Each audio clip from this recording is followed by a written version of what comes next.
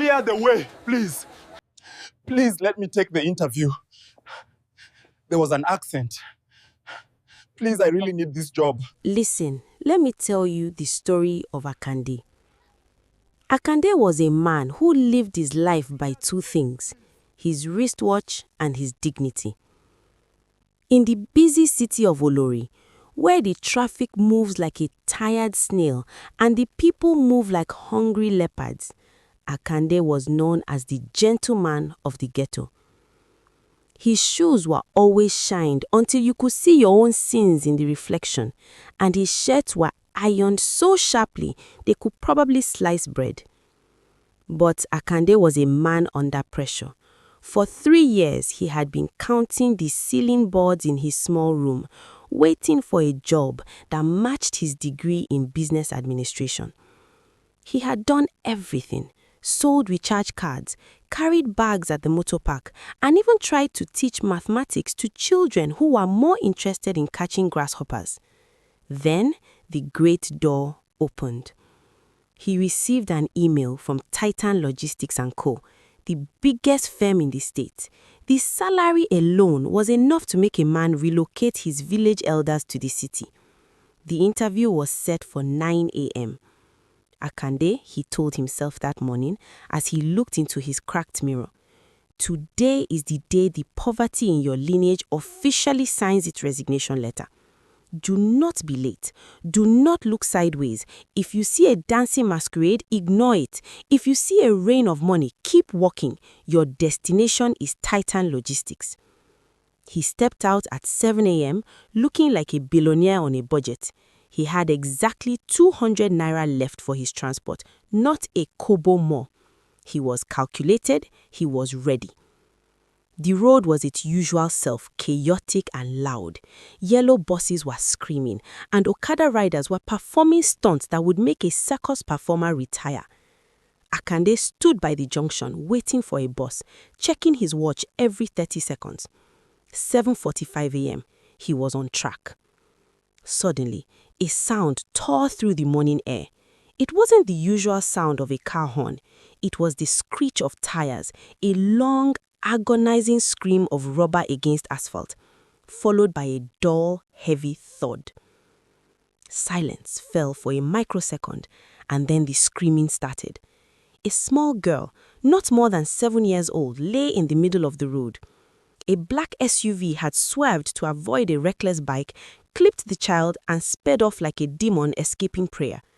The girl lay there, a small bundle of pink lace and white socks, now stained with the red dust of the Olori roads. Immediately, a crowd gathered. But in Olori, a crowd is not always a help desk. "Ah, see blood," a woman shouted, clutching her chest but staying 10 feet away. "Don't touch her," a man in a safari suit warned, waving his hands like a traffic warden. "If she dies in your hands, the police will turn you into the prime suspect. You will explain from now until the year 2050. "True," another voice added, "and the hospital will ask for a police report, a blood deposit, and the birth certificate of your grandfather before they even look at her. Stay away." People were taking out their phones, not to call an ambulance. No, that would be too simple. They were recording. "Look at this hit and run, live at Olori Junction. Very pathetic. Subscribe for more updates." Akande stood at the edge of the crowd. His watch said 8:10 a.m. If he moved now, he could still catch the bus and make it to Titan Logistics by 8:45. His future was calling. His iron shirt was waiting for a leather chair. He looked at the girl. She was small. She looked like his younger sister. Her chest was moving in short, shallow gasps. Her eyes were half closed, flickering like a candle in a drafty room. "Someone help her," Akande shouted. "You help her now," the man in the safari suit mocked, "since you are the one with the loud voice. Go on, carry her. Let's see if your help will pay for your bill when the police come." Akande looked at his watch. 8:12 a.m. He looked at his shirt, the white shirt he had spent 30 minutes ironing with a charcoal iron. He looked at the girl. "Mama, everything is going to be fine," Akande whispered, though the girl couldn't hear him. He pushed through the crowd. "Give way, give way." Akande, are you crazy? Your interview is this morning. Don't let your good heart lead you to a cell. Akande didn't answer. He knelt in the dirt. He didn't care about the red dust on his trousers. He didn't care about the blood that immediately soaked into his white sleeve as he lifted the small girl. "Hey, Okada!" Akande screamed at a passing bike. "Hospital, fast!" The rider said, "I don't go to hospitals with accidents. Too much wahala." Akande didn't wait. He began to run. He carried the girl in his arms, her weight feeling like the weight of the whole world. People watched him. Some shook their heads in pity. Fine young man, throwing away his life for a stranger's child. What a waste. He reached the nearest private clinic, breathless, his chest heaving. The nurse at the desk looked at his blood-stained shirt and frowned. "Deposit first," she said coldly. 50,000 naira, and we need a police report.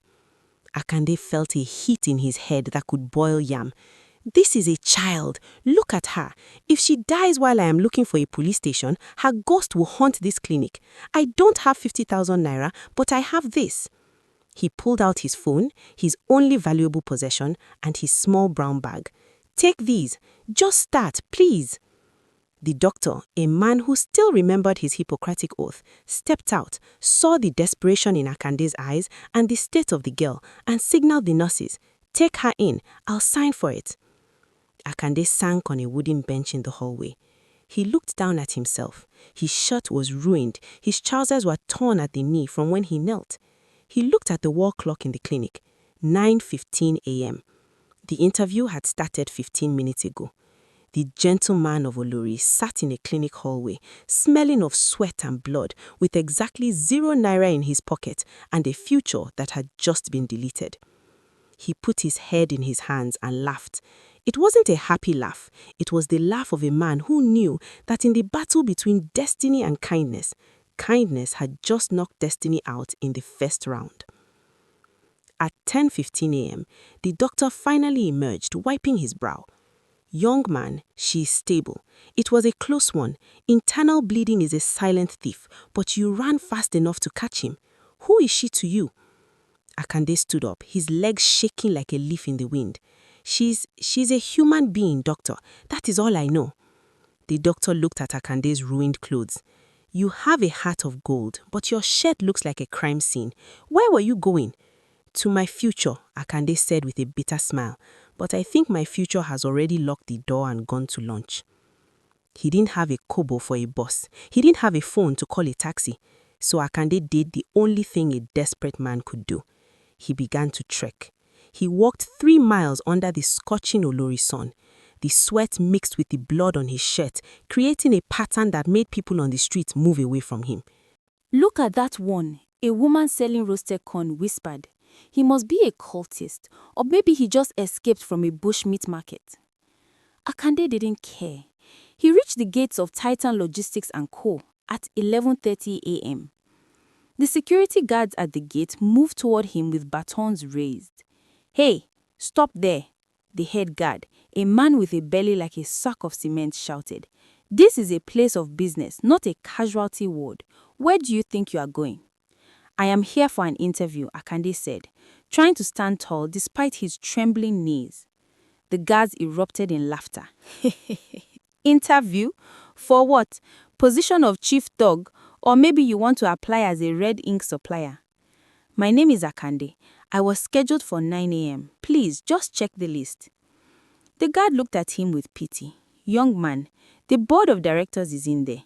The big boss himself is presiding. If I let you in looking like a butcher, they will fire me before they even look at you. Go home, wash your clothes, pray for next year." "Please," Akande begged. "I am already late. I have nothing left to lose. Just let me pass." Maybe it was the look in Akande's eyes, the kind of look a man gives when he has already crossed a river and doesn't care if his clothes stay dry. But the guard sighed and stepped aside. "Go, but when they throw you out of the window, don't land on my head." Akande entered the reception. It was a palace of glass and air conditioning. The other candidates, the ones who had finished their interviews, were walking out looking polished and smelling of expensive cologne. When they saw Akande, they held their breath. "God forbid," one candidate whispered, adjusting his silk tie. "Is this the competition?" Titan Logistics is really lowering their standards. The receptionist, a lady whose wig was so straight it looked like it was drawn with a ruler, screamed when she saw him. "Security! Why is there a wounded person in the lobby?" "I am a candidate," Akande shouted, his voice cracking. "My name is Akande. I am 2.5 hours late, and I look like I fought a lion, but I am here." The noise was enough to bring out the human resources manager, a woman named Mrs. Benson, who was known for having a heart made of dry crackers. She looked at Akande, then at her clipboard. "Mr. Akande, you are supposed to be here at 9. It is now 11:45. In this company, time is money, and looking at you, you are clearly not a man of discipline." "Ma'am, there was an accident." "Everyone has an excuse," she snapped. "Traffic, rain, a grandmother who died for the 4th time this year. We don't hire excuses, we hire professionals." "Let him in," a voice came from the back of the hallway. It was deep, calm, and carried the weight of 100 bank accounts. A tall man in a navy blue suit stepped out.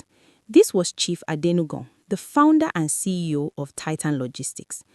"But sir," Mrs. Benson stammered, "he is late and he's messy. It's bad for the brand."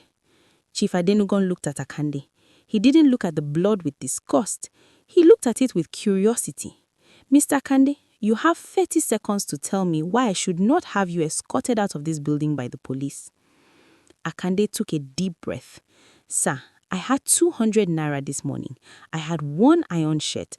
I had one chance at a life. But at 7:80 a.m., a girl was hit by a car. The crowd was filming her with phones. The drivers were ignoring her. The people were afraid of the wahala. I chose the wahala. I spent my transport money on her stitches. I spent my time on her life. My shirt is ruined, but the girl is breathing. If that makes me unfit for your brand, then sir, your brand is not big enough for my heart." The lobby went silent. You could hear the hum of the air conditioning. Mrs. Benson looked like she wanted to faint. The other candidates looked at their shiny shoes, suddenly feeling very small. Chief Adenugan didn't smile. He didn't clap. He just pointed toward the boardroom. "Enter. We are still sitting." Akande walked into the boardroom. He sat on a white leather chair, leaving a faint red smudge on the seat. The other directors looked at him like an alien. They asked him questions about logistics, about supply chains, about profit margins. Akande answered everything. He spoke with the clarity of a man who had nothing to hide. But halfway through the interview, Chief Adenugan's phone rang. The chief excused himself. When he came back 5 minutes later, his face was the color of wood ash. His hands were trembling. He didn't sit down. He walked straight to Akande and gripped the table so hard his knuckles turned white. "Mr. Akande," the chief whispered, his voice shaking. "Which clinic did you take that girl to?" "St. Jude, sir, near the Junction." And what was she wearing?" "A pink lace dress, sir, and white socks with small flowers."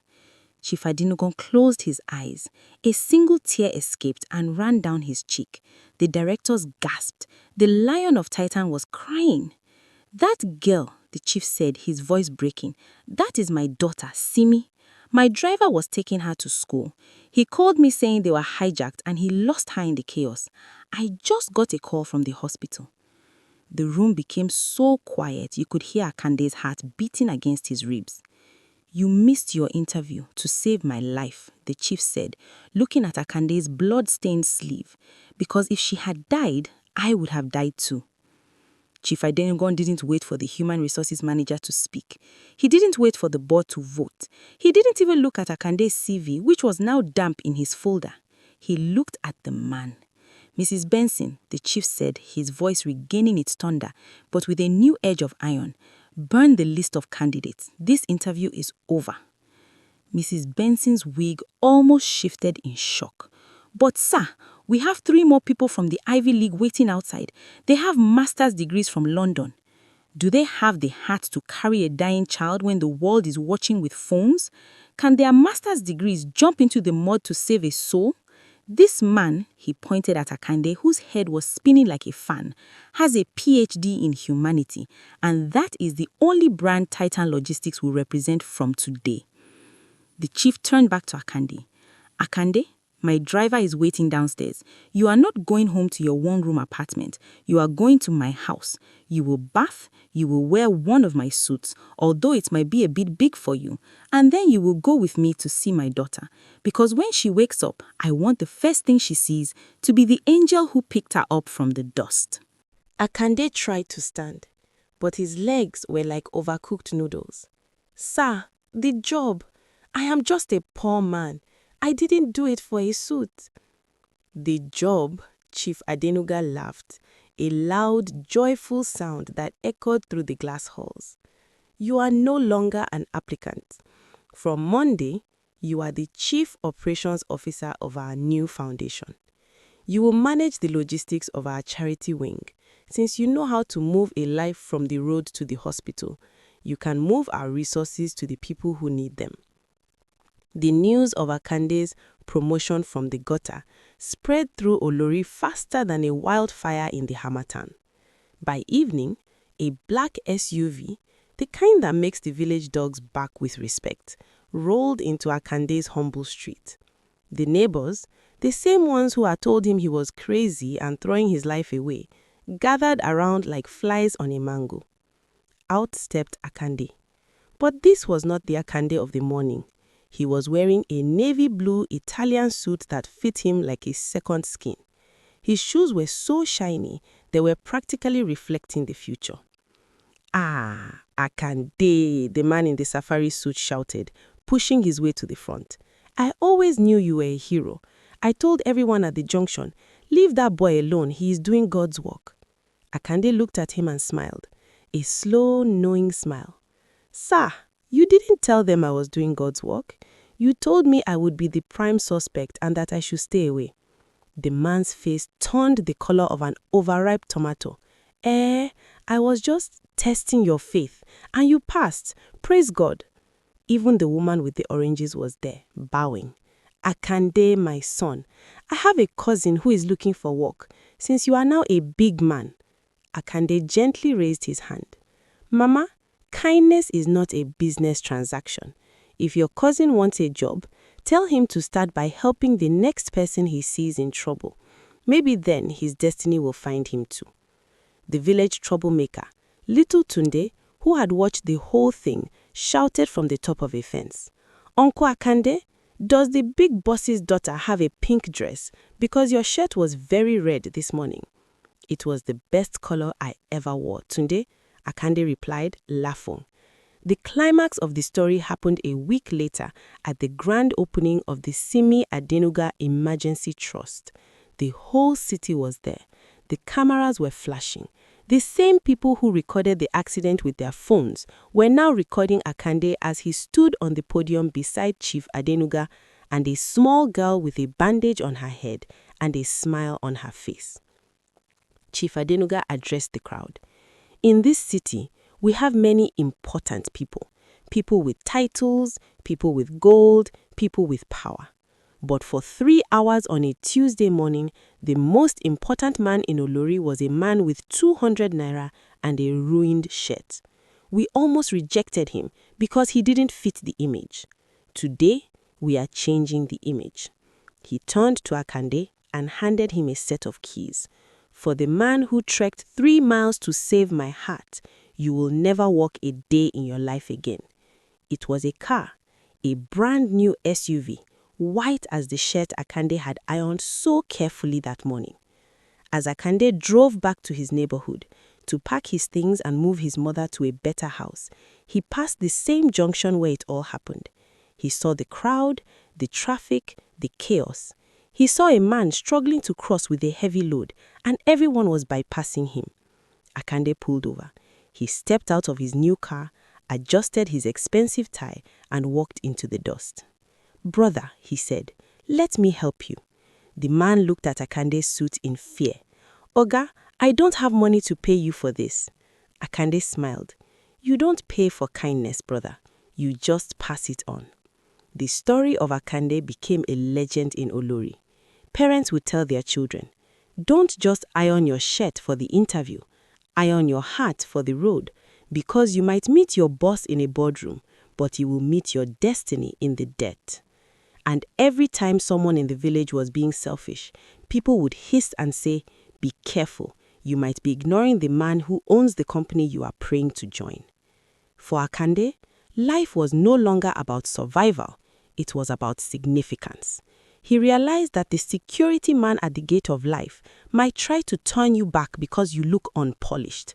But if the owner of the house sees your heart, no gate can stay closed.